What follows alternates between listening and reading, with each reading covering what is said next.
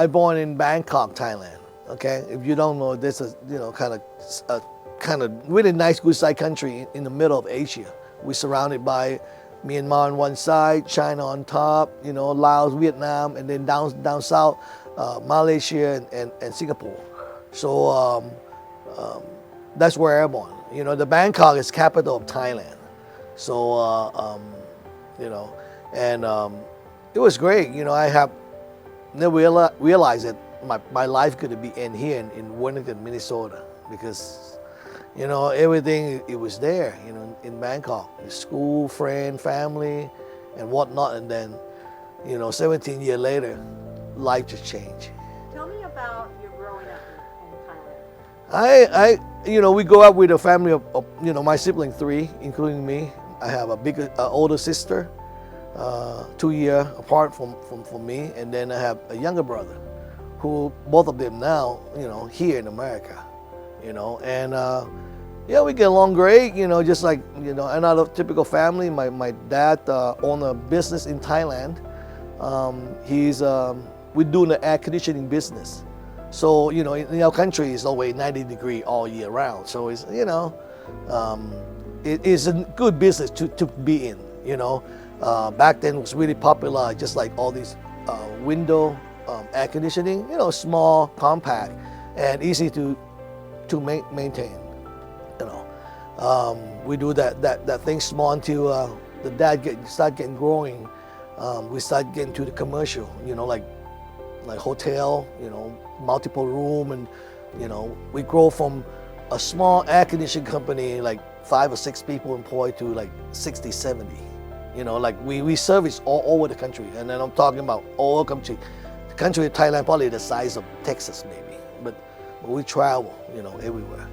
So the business was booming, and we started living better.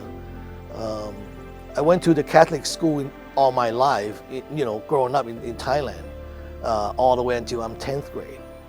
That's when I left. And so do my sister and brother, So, at that time, my dad's kind of thinking about getting out of business a little bit, and he always want to see our future, his kid future, doing well. And he thought at that time that having education somewhere else besides Thailand, like maybe in England or in America or anywhere, would be great for me and my future. And I didn't agree with that. I was still having fun, having friends, and back then, but we talk and have it out, and I see his vision. So we decided, yep, he gonna send me to America. And I was 16 then, back then, and have no clue about what is America, what kind of people, what kind of country, and what language, no friend or nobody. My uncle have a friend who lived in Texas at that time.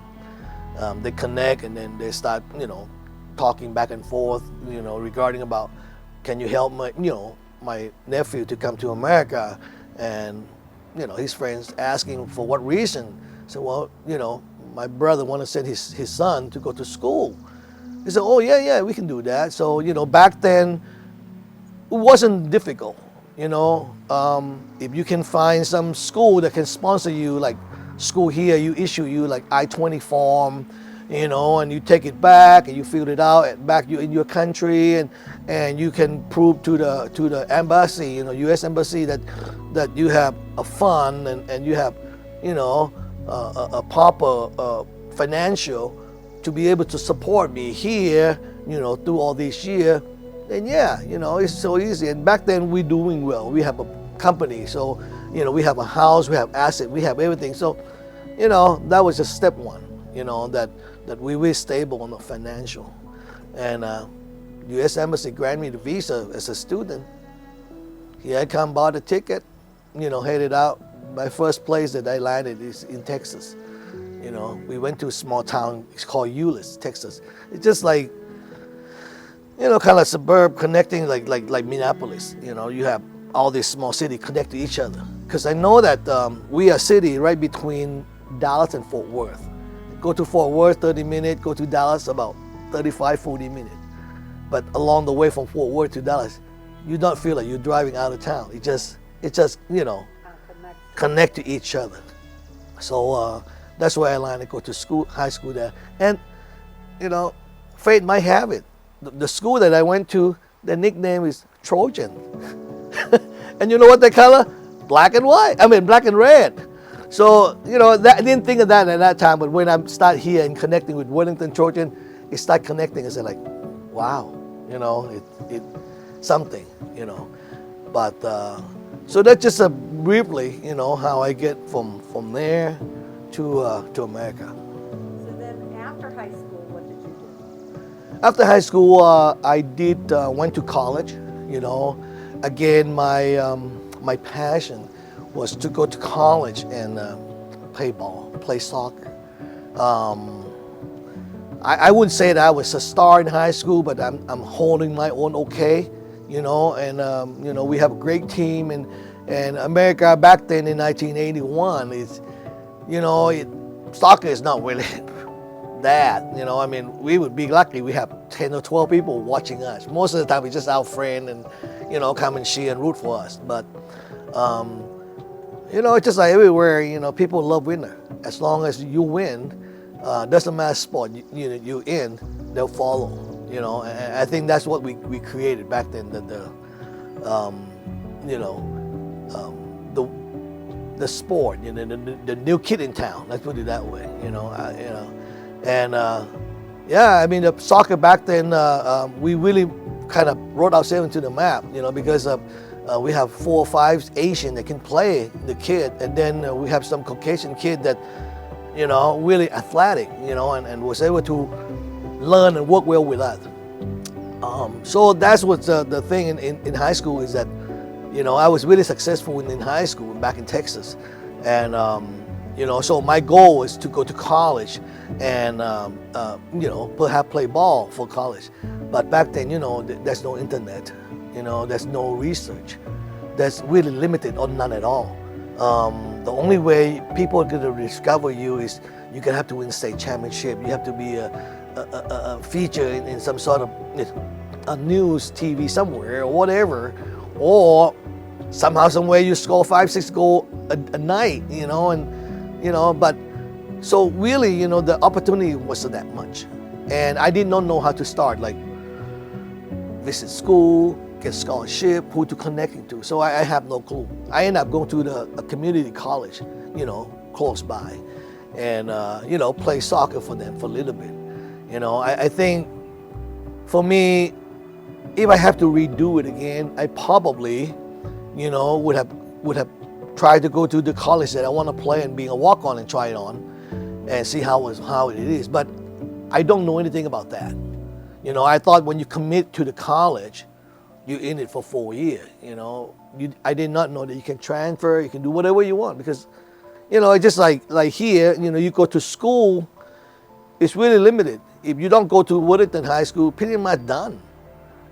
So that's my thought at that time. But again, like I said again, I have no mentor, nobody to guide me, and that if I have to, like I said, if I have to redo it again, I probably, would have done so. Go to college that I want and be a walk-on and see what's the life would take, So I ended up going to the community college and play ball there, which is still fun, still good, for a couple of years.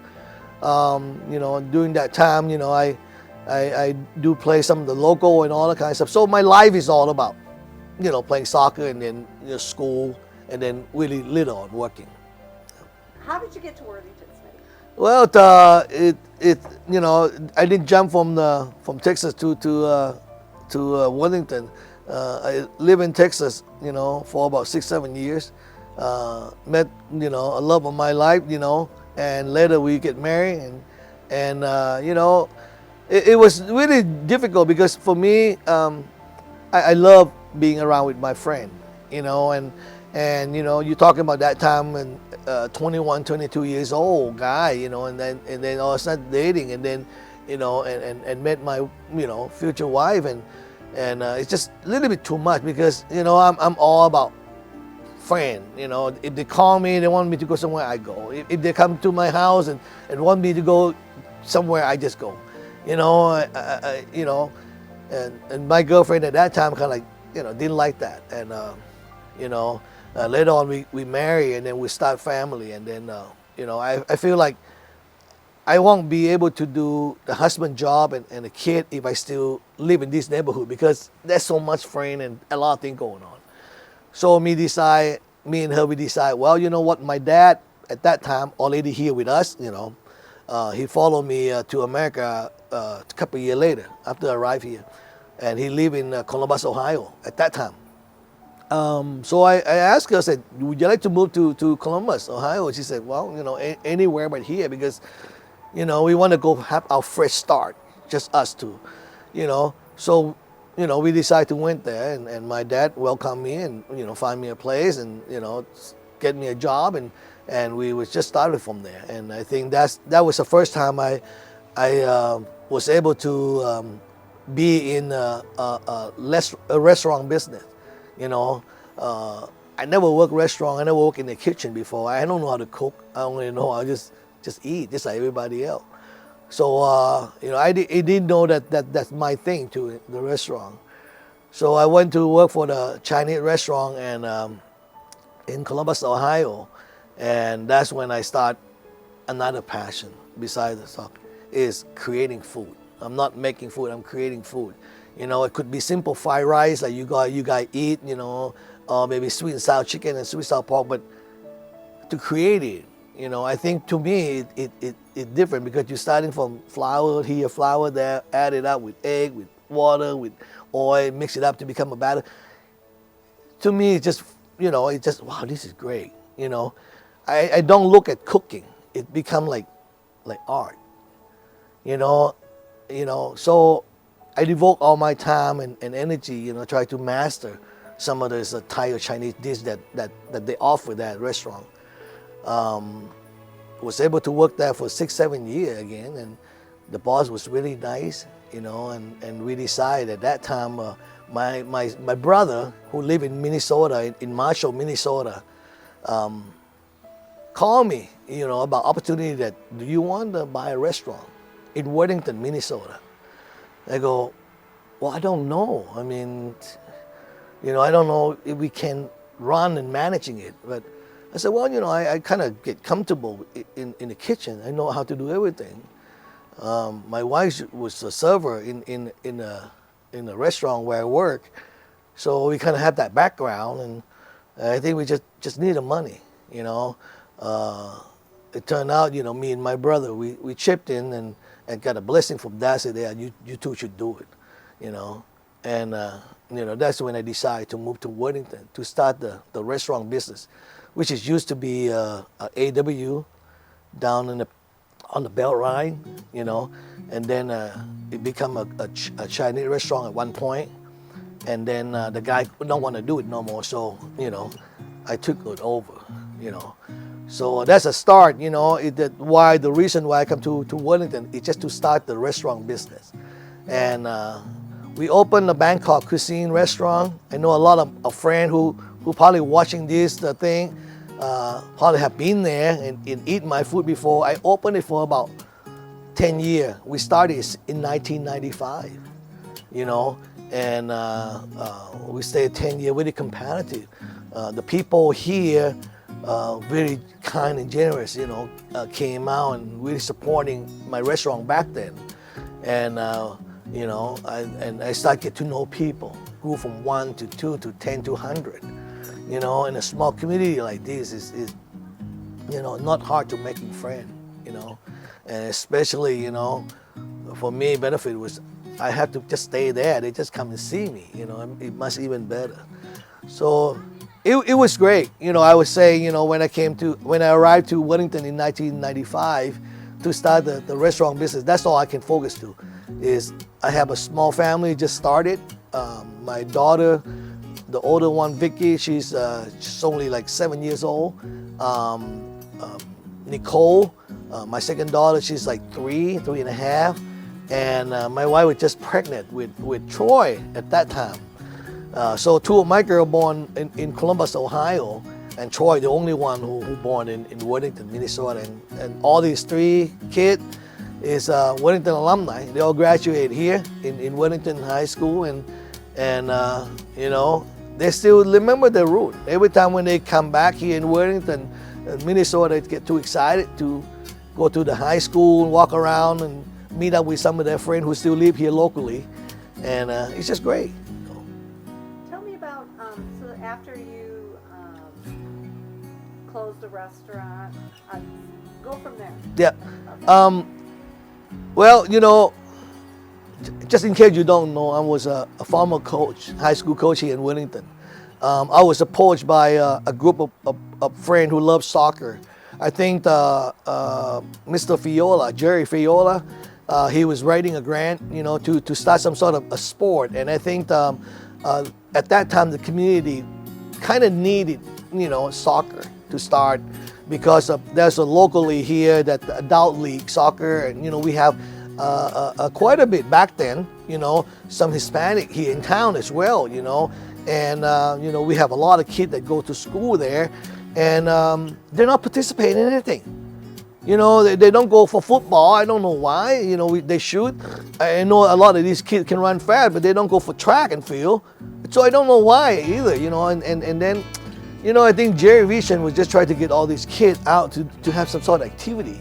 You know, back then, you don't see much of a Hispanic kid or Asian in like drama or anything else at all. They just go to school, do their thing, and get back home, take care of the family, whatever it is. And you know, and I think I was glad that Jerry decided to do that. You know, he wrote a grant. The grant was approved, and then you know, he got some sort of money to start you know, the soccer program for the school. You know, that was 2003. You know, I was approaching by a group who could have started this thing. I don't know why. All of a sudden, a couple of people walk into my restaurant looking for me, asking for me, and you know, and then he was talk to me about he interesting about, you know, want me to help out, you know, starting the soccer program. At that time I was thrilled. I was exciting, but reality checked that this is my bread and butter. You know, the restaurant. I got a family to run. I mean, I can't just laugh. You know how it is. I mean, you got to go train the kid at 3, 4, whatever that school done for a couple hours almost every day. But actually, in my case, it's every day. And then, you know, we got 14, 16 game schedule. You know, game be played between 5 o'clock, 7 o'clock. That's my prime time in the restaurant. What am I gonna do? You know, I don't see it possible, even though my heart want to do it. So I turned it down.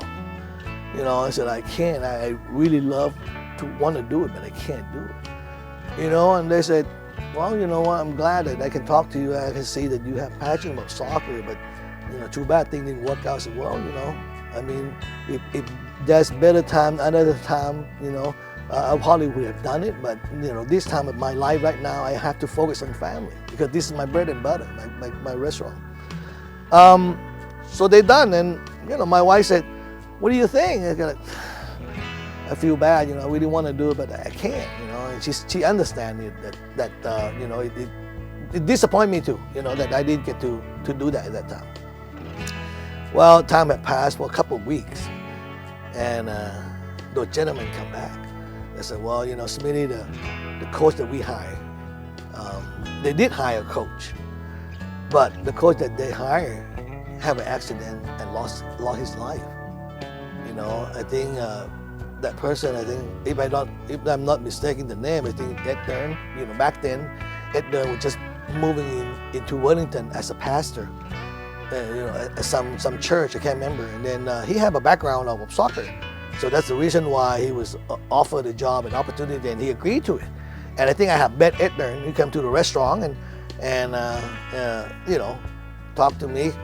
And I didn't know that he was going to become the first head coach of the high school. But they did hire him at that time.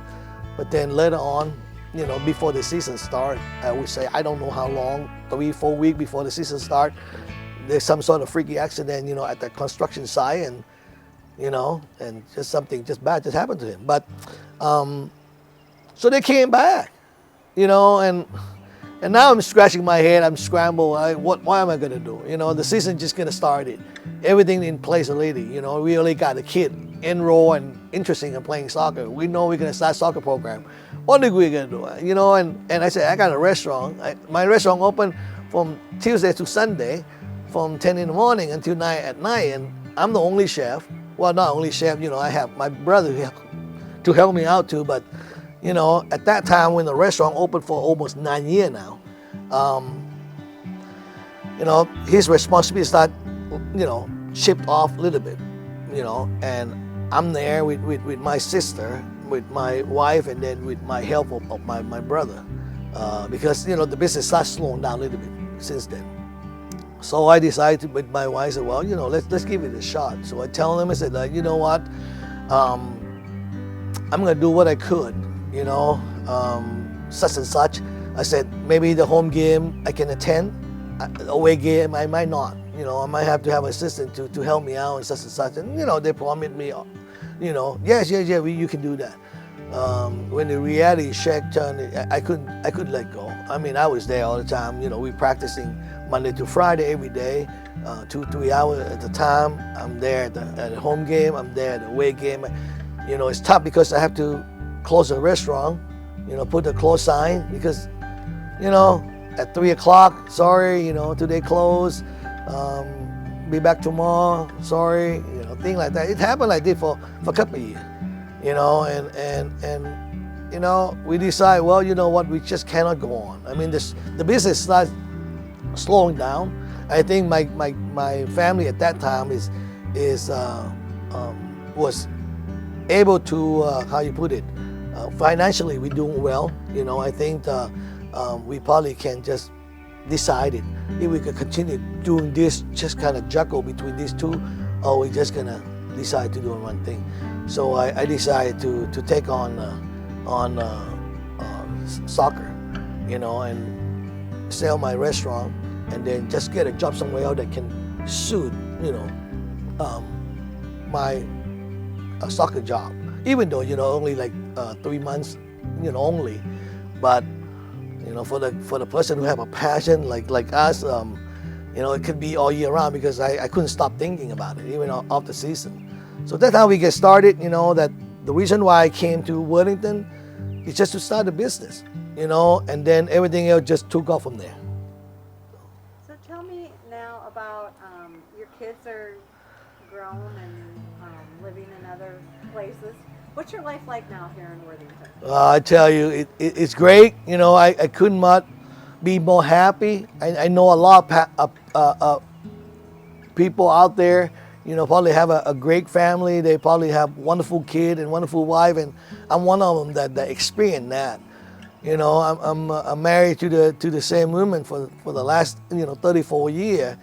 Didn't know we were gonna live this long, but I always, you know, teasing her all the time that, you know, is this going to be like year-to-year contract? Because, you know, I mean, you just couldn't believe it. You look back in you know, when we starting, it's like, will we make it? You know, we fight all the time, you know, we were young, you know, financial burden and all that kind of stuff. And the kid, oh my goodness, you know, now you look back. But now, great. You know, I think, you know, when you have a great family, you know, it less burden for you. My kid doing well from the get-go.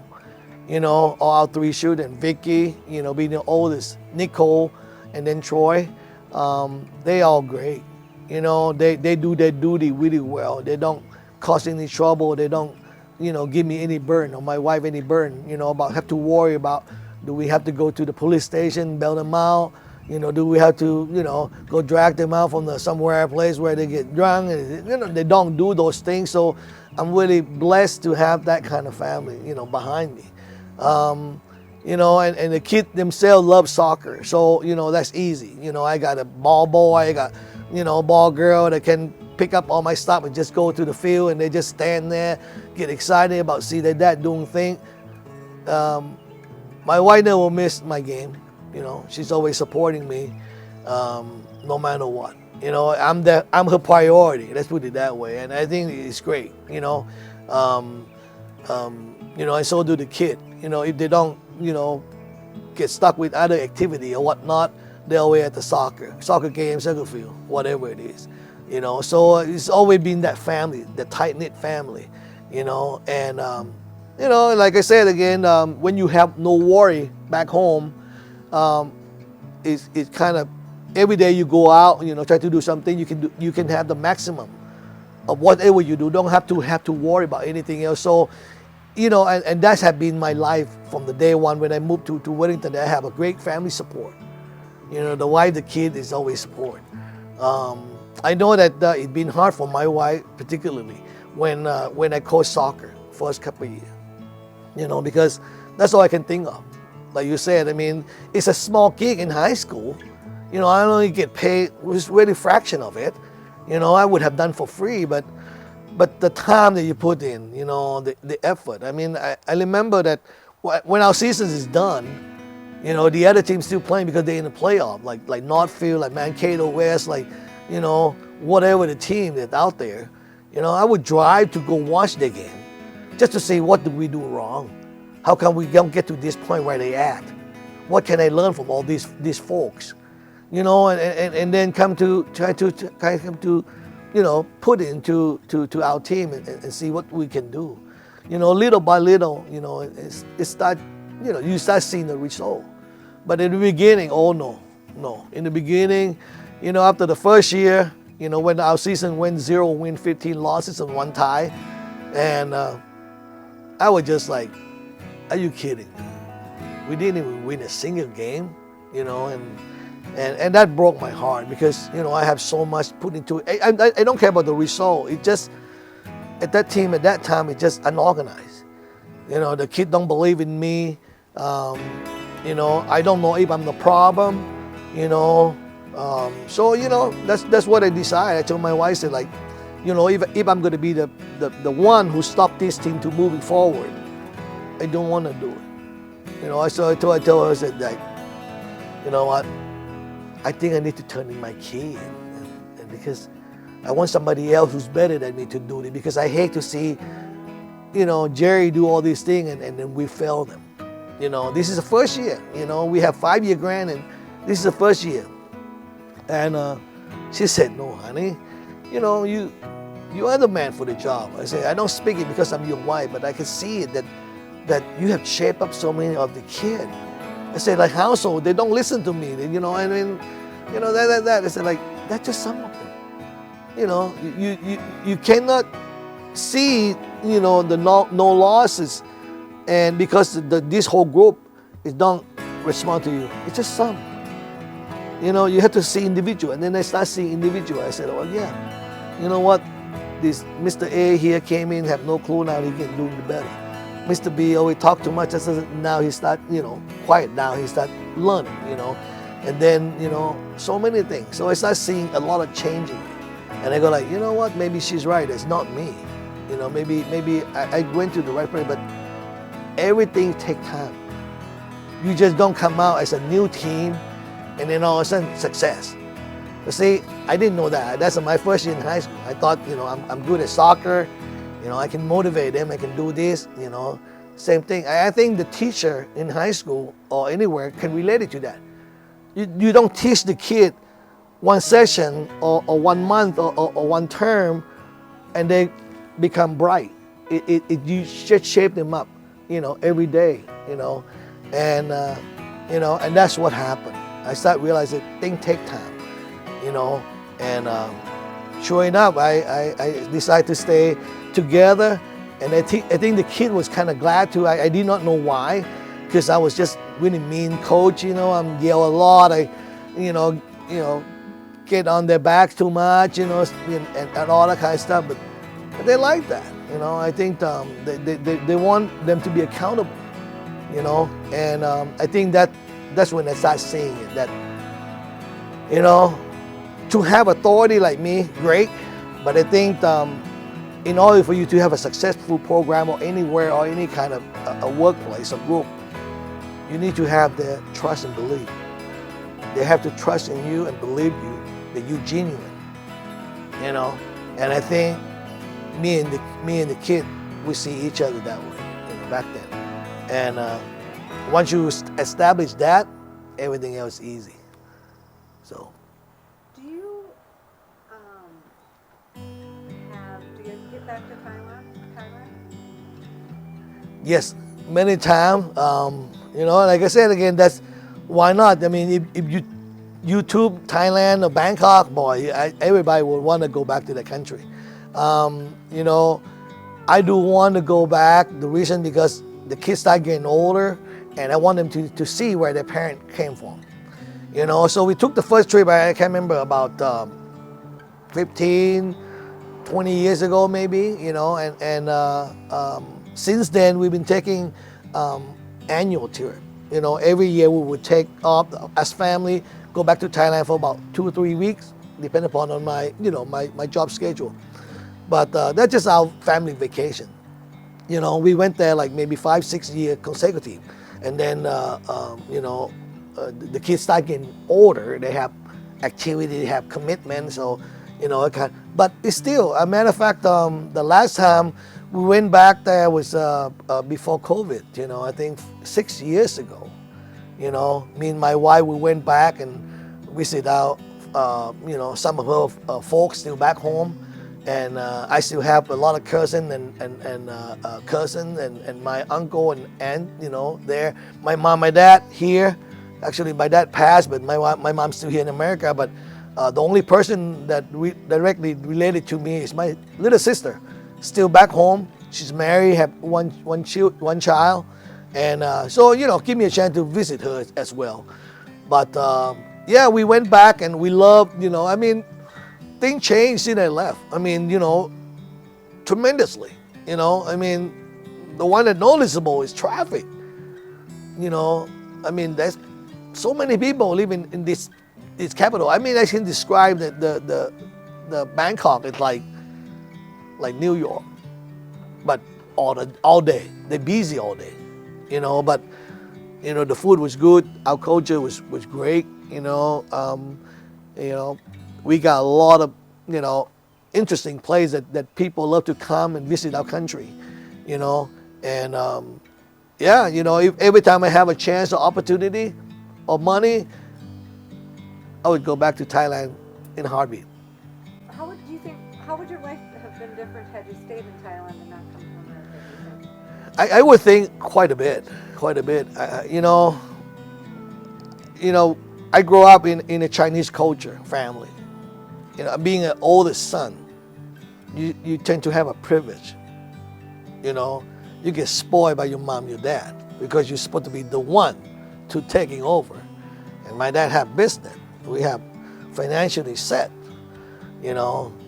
But I lack structure in my life. I'm everywhere. I'm bouncing everywhere. I never home having dinner with mom and dad.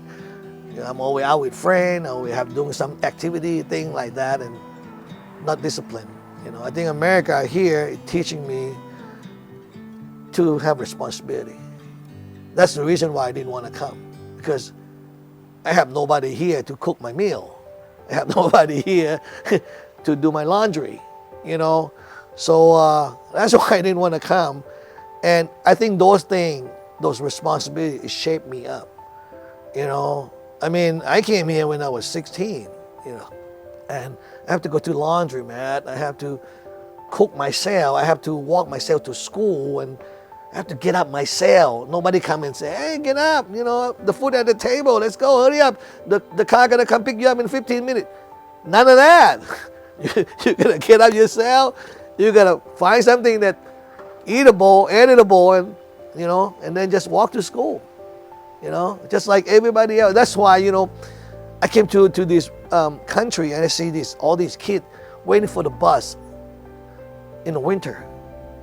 I tell you, all these kids is tough. I don't know we can do that. Probably we got I need some sort of outhouse somewhere sitting in the middle of sidewalk, because I can't handle that. But these kids, they wait for the bus 7:15 in the morning. My kid too. But I said it make them tough.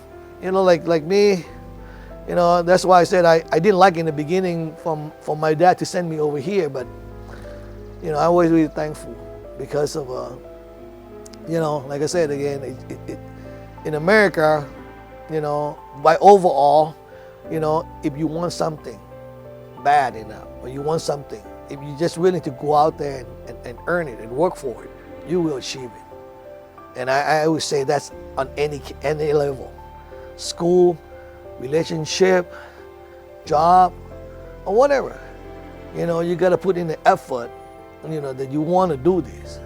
And if you do that, I can guarantee you will accomplish it. It might not take short time like you hope, but you consistently doing it, you will accomplish it.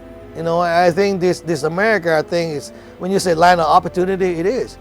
But my question to those people is, how bad do you want it? Somebody want it, but they want it to be handed to them. And that's not work. Not work in America, not working anywhere in the country. There's nothing gonna hand it to you. You gotta go out there, and earn it, period. So. What does living in Worthington, what the community of Worthington mean to you? It's great. I wish you asked me this question, because Worthington is I have to say it is the start of my family life, because, to be honest with you, all three kids growing up here, and to live here at that time, or even now, it was a beautiful city, to raise all these kids, because I have no worry. Small town, we know each other. Especially when I started in a restaurant back then, I got all this, I don't want to call customers, it's all my friend. They come to eat. They love my food, they love me, and they come to support it. And then they have their kid go to school, their kid know my kid. I know the kid, they come to my house, they play it. It's great. I think we just, like I said again, if you open up your heart and start looking wider, I mean, it's just, it's great people everywhere. I love this. I've been here in Worthington since 1995. And to be honest with you, I love every minute of it. It's not because of just me. I mean, like I said, I grew to have a lot of friends along the way, and they all helped me out, when I needed help. There's many surprise or a good occasion came up to my life. For example, the pipe underneath the ground is busted, leaking everywhere. I call my foreman, come take a look, and he would, take the matter in his own hand. He was coming down here with a telescope, going there and look at this, and Smitty that, and and so we finally get it all taken care of. Then now everything torn up. My cement is broke, that. Then I would call the cement company over here. I think back then it was a train, Bob Schroeder or Trent Schroeder. That's uncle came over, and a good friend of mine. I know they do cement work, and they would come in here, look at, say, "Yeah, we'll take care of Smitty. We're getting taken care, get it done in 2-3 days." And then a week later, 2 weeks later, 3 weeks, I didn't see no bill. And then I run into him with him at the gas station. I said, "Hey, Bob, you still don't bill me for the cement job?" He said, "What cement job?" I said, "Oh, come on, don't do this." So like I said, I mean, there's a lot of nice people out there where they're willing to help you with just all these little work. I know, like, for instance, just last week, I called up to my friend because I need to bring some of those lawnmower rider, big one, tractor kind of, and I don't have anything. I don't have trailer, I don't have hitch or anything like that. I called my friend and said, "Hey, do you have a trailer for me to call?" He said, "I don't, but I think this guy does," and so he gave me the number, and I talked to him, said, "Oh, somebody told me," said, "maybe I can borrow you." Yeah, come on in and just grab it. It's like, wow, it's like, it's just that easy. So that's why I said, all, the life that I live in Worthington, it's been just great experience. We went to the sport event, met all these, friends and all this family of all these, kids that playing on and rooting for the, same team, and all that kind of stuff. We having fun. Even, win or lose, we still having a good time because we get to see our kids participate and compete, and that's one nice thing about Worthington. I think that's why I said, I think we are too nice over here. we need to have a new culture. You know, we need to be mean and tough people over here because we let all these other school, you know. Sometimes I have a weird question. I asked recently. I asked Mr. Dale, athletic director in Worthington. I said, like, you know, I'm wondering how come we don't have a team championship here like Marshall does. Like, even Adrian, you know, they're runner. You know, Pipestone, they're volleyball, they're whatever.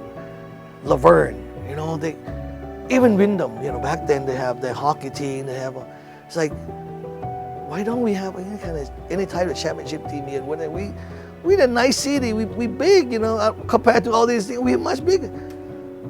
Well, you know, Smitty is like I said. I mean, we nice folk. We just love to play sport. I said, well, we need to not love play sport. We need to compete. You know, I said, like, I'm getting sick of tired. Just open the newspaper and start saying, congratulations, you know, this team win the state champion.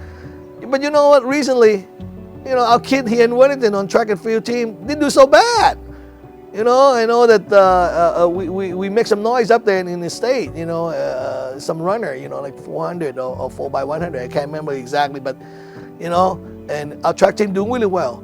You know, and that's why I said when we took the soccer team, you know, all the way to the state and repeatedly go back to the state now with the current coach, I couldn't be more ecstatic.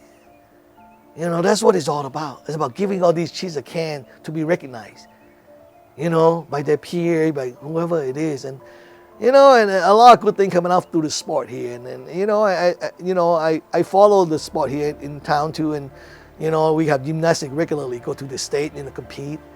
You know, we have soccer. We now have, you know, a lot of sport. I see that the girl hockey is like, you know, coming around, even the softball. So I said, like, you know, hey, let's do it because, you know, I don't want to leave this town unless we win some sort of championship as a team, because I want to see that plaque right in front of the entry when we come to the Worthington, maybe right there by Bob and Steve, whatever it is, said home of such and such champion, you know, and that's what I want to see, you know. But like I said again, your question was, you know, what do you think about the Worthington? I said, like, you know, I wouldn't want to choose any other city.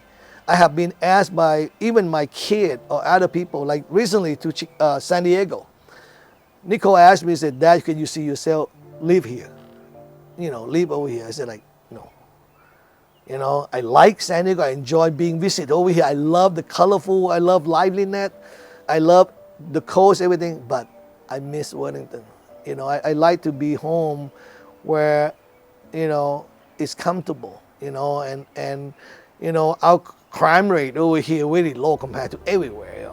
You know, a little burglary here, but you know, that's a simple thing. You know, I can walk in here freely without to worry about, you know, any danger, you know, anywhere. You know, and like I said again, all my friends and you know, they're all here.